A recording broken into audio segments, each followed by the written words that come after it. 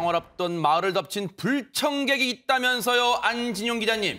네, 이 마을엔요, 몇 년째 몰려다니면서 말썽을 피우는 골칫덩어리 소떼들이 있습니다. 최근에는 그 출몰이 더 잦아져서 마을에서는 공포의 대상이 됐다고 하는데요. 이 소떼들의 만행, 영상으로 준비했습니다. 허허. 왜 만행이라는 표현이 나올까요? 네. 경남 창원의 한 마을입니다. 굶주린 듯한 소 한 마리가 한가롭게 풀을 뜯고 있는 모습인데요. 그런데 문제는 소가 한 마리가 아니라는 겁니다. 돌아다니다 지친 건지 도로 옆 공터에 모여 앉아 편히 쉬고 있는 소떼들이 보이는데요. 세상에. 근데 이 소떼들 이렇게 가만히 있는 것만은 아닙니다. 그럼요. 이 소떼들이 이제 뛰어다니기 시작을 하는데요. 네, 소떼들이 뛰면은 아무래도 주변 사람들이 다칠 위험도 높아지는데 중요한 거는 주변에 소 주인은 전혀 보이지가 않는 모습이고요. 소들도 모두 묶여 있지 않아서 이렇게 마을 어디든 편하게 돌아다닐 수가 있는 겁니다. 시도 때도 없이 나타나 마을을 활보하는 소떼들. 참다 못한 주민이 소떼를 쫓아내 보려고 해도 꿈쩍도 하지 않는 모습입니다. 네. 아니, 최단비 변호사님, 고삐 풀린 망아지가 아니라 고삐 풀린 소떼들이네요, 진짜로. 네, 맞습니다. 보시는 것처럼 이렇게 소들이 몰려다니고 있는데 이 몰려다니는 소들이 작은 소부터 다 큰 소까지 무려 20마리가 넘는다라고 하는 겁니다. 그러니까 사람들이 다가와도요, 사람들을 보고 깜짝 놀라거나 도망치기는커녕 계속해서 이 풀을 뜯어먹고 있고요. 그리고 때로 몰려다니면서 도로를 막기도 하는데 문제는 소들이 커서 불안한 것뿐만이 아니라 보시는 것처럼 저렇게 이 주민들이 키워놓은 농작물들을 다 먹어치운다는 거예요. 아이고, 지금 망가졌어요. 네. 저 마을에 이 배추밭에 와서 김장 배추 800포기를 다 먹어치웠다라는 아이고, 건데. 어떡합니까 지금? 그러니까 결국은 저 주민들 같은 경우는 1년 지어놓은 농작물들 다 지금 망가졌고요. 네. 이 소들 같은 경우에는 먹이가 부족하다 보니까 이렇게 인근 마을까지 내려온 것으로 보입니다. 세상에.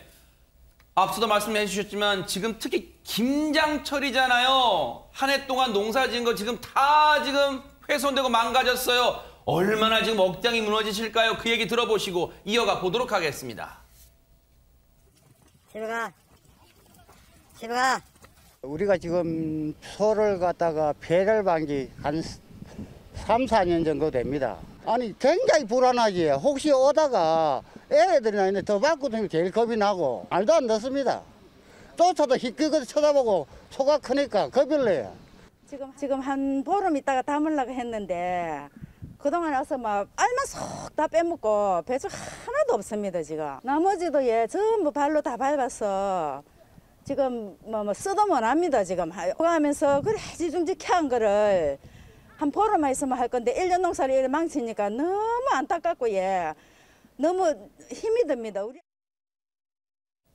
농작물은요, 농사를 지으시는 분들한테는 자식과도 같은 존재란 말이에요. 그런데 그게 다 망가졌어요. 그런데 최진봉 교수님, 그럼 저 소떼들은 주인이 없는 소들이에요? 주인이 있어요. 근데 문제는 관리를 안 하는 거죠. 지금 말씀한 주인은 있는데 관리하는 사람이 없어요. 그냥 방치해놨고요.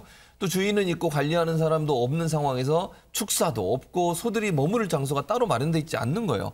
그냥 방치해서 놔둔 거예요. 그러다 보니까 소들이 저렇게 마을을 돌아다니면서 회집고 다니면서 그냥 피해를 주고 있는 상황이잖아요. 네.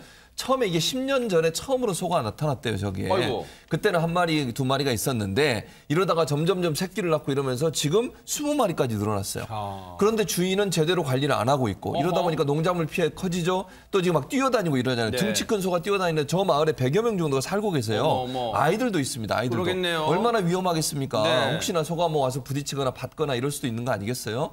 주인이 저걸 제대로 관리 안 하고 방치하는 바람에 마을 주민들이 엄청난 피해를 지금 당하고 있는 상황입니다. 네.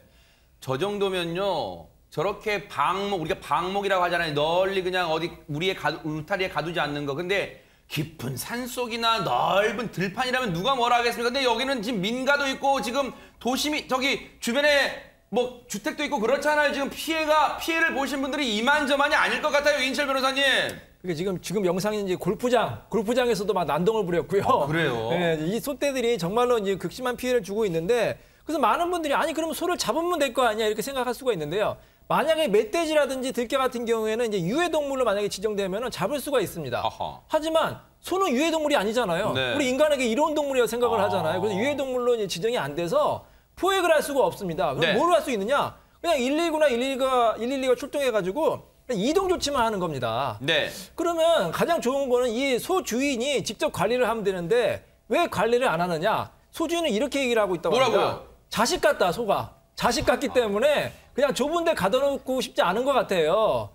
그래서 저도 이 말 듣고 정말 황당했는데 저는 이 소주인에게 이렇게 반문하고 싶습니다. 뭐라고요? 사람 같은 경우에도요. 예를 들어서 우리 자식이 막 이렇게 다른 사람에게 피해 준다. 교도소 보내거든요. 아하. 사람도. 네. 소들이 이렇게 많은 사람들에게 피해를 입히고 있으니까 이거는 서로 사랑하는 게 아닙니다. 아하. 아무리 본인의 권리도 중요하지만 다른 사람에게 피해를 주지 않은 한도 내에서 권리 주장하시기 바랍니다. 정말 좋은 말씀이에요. 앞서 말씀드렸죠. 농작물도 그 농사를 지으신 분 자식 같은 존재란 말이에요. 그러면 내 자식이 귀하면 남의 자식 귀한 줄도 알아야 되는 거 아닙니까? 이 소 주인을 설득도 했다는데 이 주민분들이 그런데 돌아온 대답은 뭐였을까요? 그 얘기 좀 들어보시고 이어가 보도록 하겠습니다. 절대 응하지를 않습니다. 그분이. 그래서 지금도 속수무책으로 지금 소를 방류하고 있는데 자기가 아주 아끼는 예인 양처럼 그렇게 생각하는 입장으로 자기가 밝혔어요. 그래서 그 소를 팔면은 도살장에 가기 때문에 소를 팔지 못하겠다는 그런 입장을 밝히고 있습니다. 소를 자식처럼 아끼고 사랑하는 거 좋아요. 다시 말씀드리지만 남에게 피해는 안 줘야 되잖아요. 근데 이 정도면요. 손정희 변호사님, 주민들은 대화로 풀어보려고 했지만 안 됐어요. 그러면 지자체, 공권력 좀 나서야 되는 거 아니에요? 지자체가 나섰습니다. 여러 번 이제 설득하고 관련된 조치로 축산시설을 제대로 만들지 않고 관리하지 않았다라고 해서 과태료 처분도 내렸는데요. 610만 원을 부과했으나 개선이 되지 않고 있는 실정입니다. 과태료를 내지 않아서 소 3마리에 대해서는 지금 압류 진행과 공매 절차가 진행 중이라고 하는데 이런 절차가 진행된다고 하더라도 지금의 문제가 해결되진 않기 때문에 마을 주민들은 모여서 손해배상 청구를 해야 된다, 집단소송을 해야 된다, 준비하겠다라는 입장을 보이고 있고요. 네. 창원시에서도 도저히 설득이 되지 않았기 때문에 소 주인을 상대로 동물보호법 위반 혐의로 고발 조치를 했는데 이것도 이제 신속하게 어떤 조치가 이루어지는 것은 아니기 때문에 사실은 마을 주민들 입장에서 굉장히 좀 어려운 처해지지 않을까 합니다.